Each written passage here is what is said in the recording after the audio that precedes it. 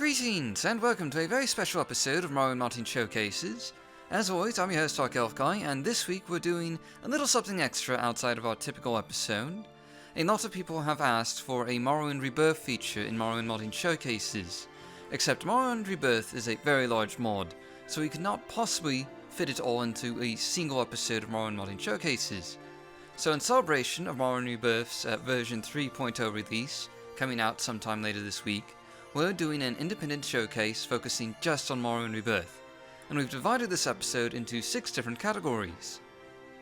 The first category of which is city expansions, and that is probably Morrowind Rebirth's most visible feature, is that it does completely redesign and expand a lot of cities in vanilla Morrowind, most especially Cedonine, as you can see here.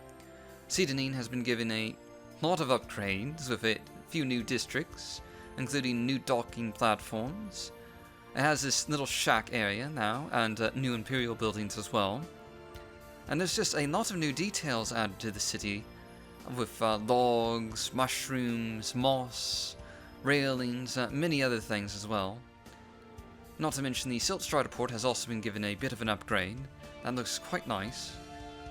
Another city that has been given a sort of redesign is the city of Caldera. As you might have seen just there was a windmill and a small farm on the outskirts of Caldera, and also there is now a wall completely enclosing the city, with gates that open and close, and the main street of Caldera has also been given a lot of upgrades, especially in terms of detailing. It now has street lights, a lot of miscellaneous clutter, crates, barrels, small gardens. You also notice that there's been a lot of small awnings attached to buildings, which really add to the atmosphere of the city. There's also a few new structures as well, including a new Imperial guardhouse, as you can see here. Most of the Imperial cities now have a guardhouse of some kind. And they do come with a lot of new documents as well. Sort of with personalized duty rosters and Imperial Legion propaganda. All very interesting, that adds to the atmosphere. And a number of old Morrowind interiors have been given a slight upgrade. Like here you can see the tavern Shink Shovel, which has been slightly redesigned. It now has a bit more of a detailed and atmospheric look to it. And of course the city of Balmora has been given a massive upgrade, especially here along the canals where you can see a bunch of new detailing. And also here where there's a bunch of awnings as you approach the more upper class district. You can see that the Balmora guardhouse towers have a rather distinctive look about them. And a number of statues have also been added to the city.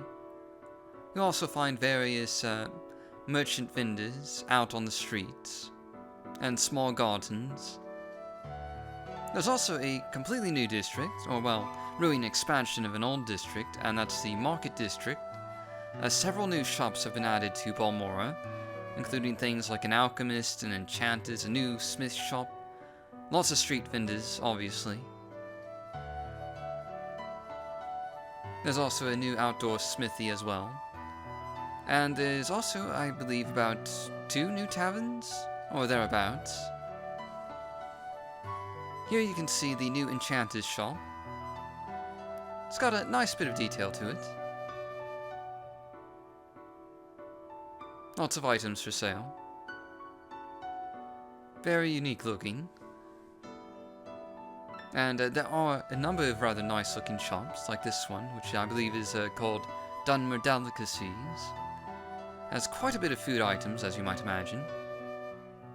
And then this is one of the new trade houses, which sort of acts as a pub and also a sort of centralized hub of various services and provisions. The city of Vivec has also seen something of an upgrade, though it's far from a complete redesign like some of the other cities. Instead, a new district has been added to Vivec called the Vivec Entrance District, which contains a few guardhouses, some residential dwellings, and a few shops. The town of Ebonheart, on the other hand, has been given a complete redesign. It is now a sort of massive castle, fort-like structure with this dominating plaza out front, a number of guardhouses and gates dividing everything. The inner courtyards have also been massively detailed, with practice areas and lots of practice dummies. And of course there's a lot of large imperial flags to sort of add to the effect of this being a major imperial stronghold. And a few farms have been added to the outskirts, and also a lighthouse so ships can find safe harbor, as you can see here. The city of Saran has also been given a slight upgrade. It now has a docking platform, and you can find transportation to many of the other towns in the Ascadian Isles. There's also a bunch of shopping vendors, statues. There's even a new tavern in town. And the market district has sort of been given a large overhaul. It's now this more sort of squarish design, with a few hidden alleys here and there, as you can see here. Lots of strings of lights and minor details. The fortress of Ghost Gate has been much improved, with a new imposing design that really highlights the importance of this citadel as a frontline defense against the minions at Daggerthur.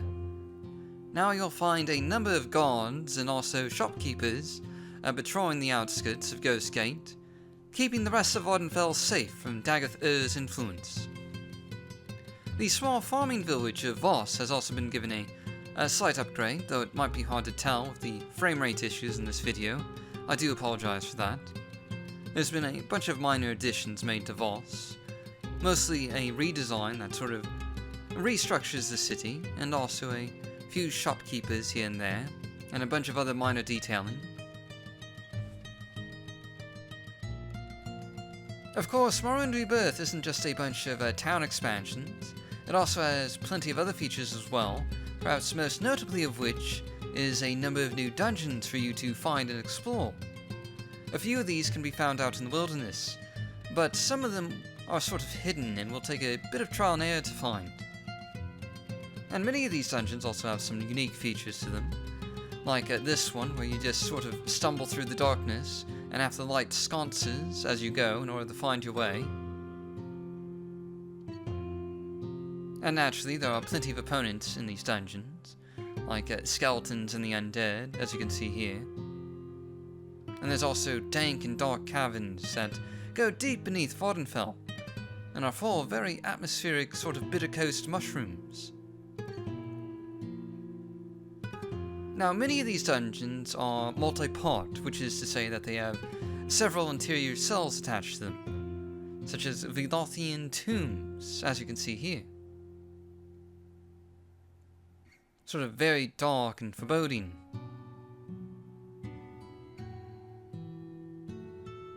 And you'll even get to go to a Daedric realm of oblivion, as you can see here with the Deadlands. Very hostile place, has a very sort of maroon Dagon bit feel about it.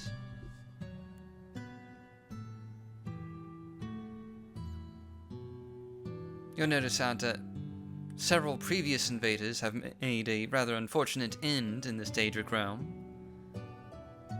And of course there are plenty of other caverns as well, like this Smuggler's Cave here.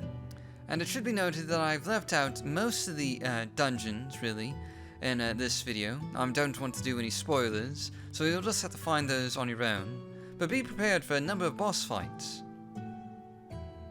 Now, also included in Morrowind Rebirth is a number of new encounters just out in the wilderness.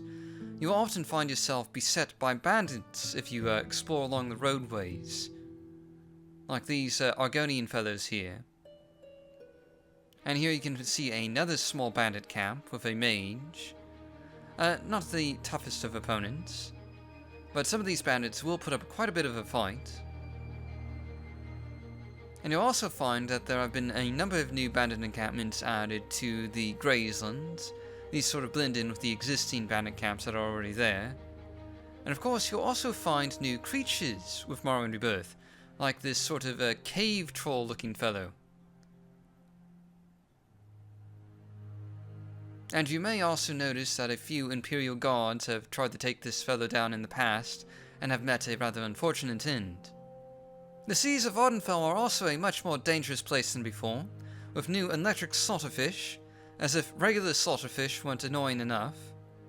You also find a number of new Daedra additions, like Daedra Seducers, and also Fire Clanfers, and Flesh Atronachs, which you'll encounter in Daedric Ruins.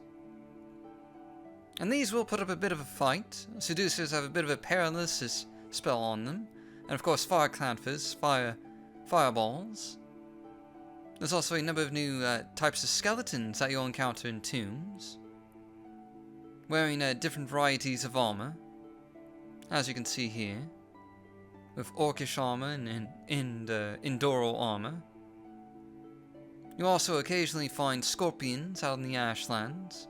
These are ash scorpions. They have a bit of a poison sting to them. You may even be unfortunate enough to encounter a hill giant as one of the new encounters added by Morrowind Rebirth. More common though are the slime creatures, which typically populate dungeons and dark spots around Vvardenfell, though you may also encounter them in the wilderness, I don't know. New creature additions have also been added to Solstheim, including the rather imposing frost giant, as you can see here. There's also a number of new Recklings, including Reckling Shamans, as well as Reckling Berserkers and Reckling Warriors. This is a lot more variety than the basically one single variety of Recklings that existed before in vanilla Morrowind. They will put up a bit of a fight though. There's also Treants, or rather one Treant. I believe this is actually a sort of boss fight. Basically a giant attacking tree. Now Morrowind Rebirth also makes a lot of gameplay changes to Morrowind, perhaps most notably of which is that it does make the game harder. For example, you can't just train your way to success. Training now is quite a bit more expensive than it was before. It'll cost you thousands of gold. And also the economy has been changed a bit. A lot of items have been changed in value. For example, Flynn is only worth 75 gold now, and you'll have to earn shopkeepers' trust over time in order to get better prices. You can see a few more of the economic rebalancing here, with items like glass armor and glass weapons have been vastly reduced in price. A glass spear, for example, is only 3,000 gold. You also encounter Imperial travel agents in many cities, offering transportation to several of the inland cities that were not easily accessible before. And you can also buy camping gear from a number of traders across Vvardenfell. Now this camping gear consists mainly of a bedroll and a fire starter kit. And you can basically plop this down anywhere and have a little fire going and be able to rest out in the wilderness. Another one of the new additions is the fact that the shops of Vvardenfell will now close at night with their doors locked. You can no longer shop at any time. And also city gates will lock at night. And several cities have city gates, for example Balmora and Caldera. Also, walking through fires is no longer a good idea, as it'll actually cause damage. You also find that the practice dummies around Vvardenfell have been replaced with animated practice dummies that you can just sort of practice your skills against, as you can see here. Also, in order to mine ebony or glass or any other ores, you need to have a miner's pick. And in order to actually harvest muck from muck sponges, you'll need to have a muck shovel, as you can see here. Also, not really a gameplay feature, but an interesting graphical feature is the fact that trees are now animated. You'll notice that they sway slightly in the wind, sort of giving a more realistic look to the world. Morrowind Rebirth naturally includes a number of new items, especially weapons that complete existing weapon sets, like Dwemer daggers, ebony katanas, imperial longswords, glass spears, silver battle axes, and also silver longbows. These are weapons that were just sort of missing in the original game, and sort of complete the existing weapon sets in Morrowind. They fit in very well with Morrowind's vanilla assets. There's also a number of new armor sets as well, including the Morag Tong armor set, as you can see here. And you can also see the ebony crossbow that I'm using. There's also a Daedra crossbow, which is quite cool looking indeed. And a number of existing armor sets are just sort of completed, like the Trollbone armor set, which now comes with braces, greaves, and boots.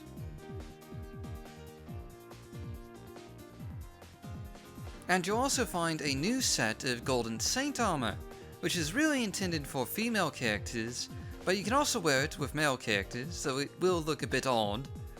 And I'm also using a silver crossbow here, one of the mini crossbows added to the game. And a number of guilds also have a sort of unique armor sets attached to them, like this is the Thieves Guild armor set. Very dark looking. You can imagine going around at night and just sort of stealing things with it. Of course, there's a variety of other items, including a sort of new dish set called the Rainbow Dish Set, and also quite a few new ingredients, like guar meat and muffins, and a few new alcoholic beverages as well.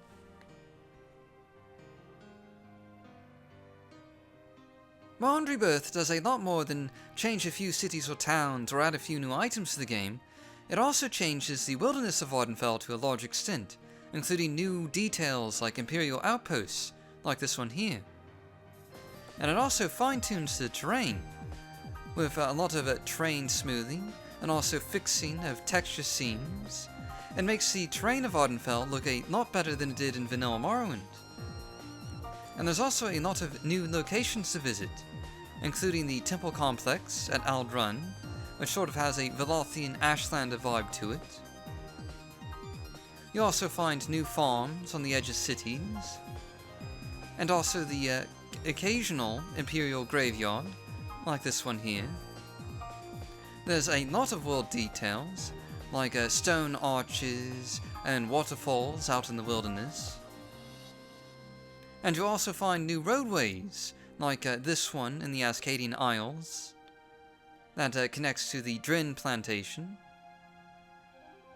And of course there's even more new locations to visit, like this Imperial Tavern here, which I believe is called the Silver Barrel. And this has quite a cozy interior indeed, very nicely detailed.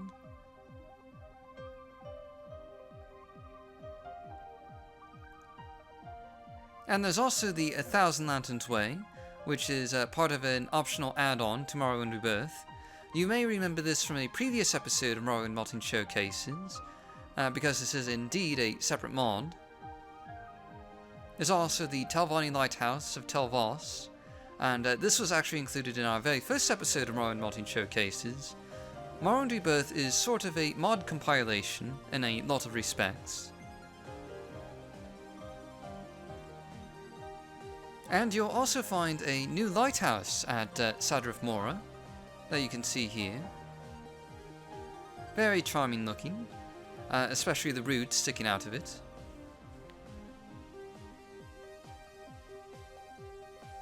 Sort of in conclusion, Morrowind Rebirth includes a lot of new gameplay features, lots of new items, world locations, new encounters, and new dungeons to explore, as well as a ton of fantastic new city expansions, like the city of Ebonheart in the background here.